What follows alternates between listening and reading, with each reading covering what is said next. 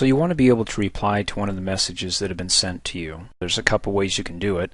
For example, I got an email that says, hey, when are you going to hold your annual training video sale on Microsoft Office? Well, I'd like to reply to that, and I can do it again in one of two ways. I can either open up the message by double-clicking on it, and then on the Message tab, click on Reply. When I click on it, what it does is it replies with the sender's email address now up in the to box because I'm sending it or replying back to this person, 2007@videotrainingpro.com. And then it takes his original message and it pushes it down, leaving me space up at the top where I can go ahead and type in my message in reply to his message, which is down below. Also, you can see that it keeps track of the time when this message was originally sent to me, which was April 27, 2009.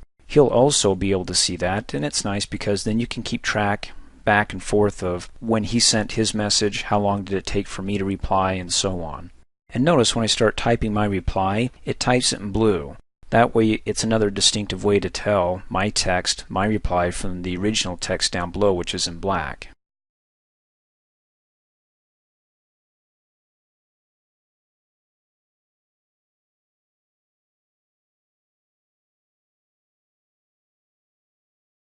When I'm finished typing the message, all I have to do is go ahead and click Send. And that's it. Once I click Send, I can just close out of the original message.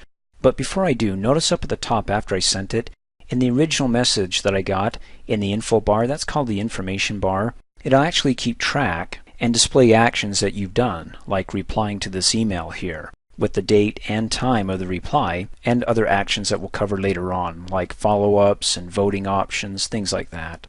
And then close out. And then also notice after I close back out, this email has a little, well, we'll call it the reply arrow. Up at the top on the standard toolbar, you can see the reply is there as well. So not only can I double click to open it up and click reply, and then reply, let me close out of these emails, I can also select it here and click reply up at the top as well. That way it just opens it up once with me being able to type in the text, click send, and then once I send it, I don't have to close out of the original email. Before I go any further, for right now I'm going to get rid of the auto preview. I'm going to come up here, click on view, go down and click on auto preview to get rid of it. And one last thing you ought to keep in mind when it comes to replying to other people's emails. For example, I got this other email and it's got a little paper clip. That means that there's an attachment to this email. So if I double click to open up the email, you've got the message over here and the attachment over here. If I want to view the attachment, I'll click on the attachment.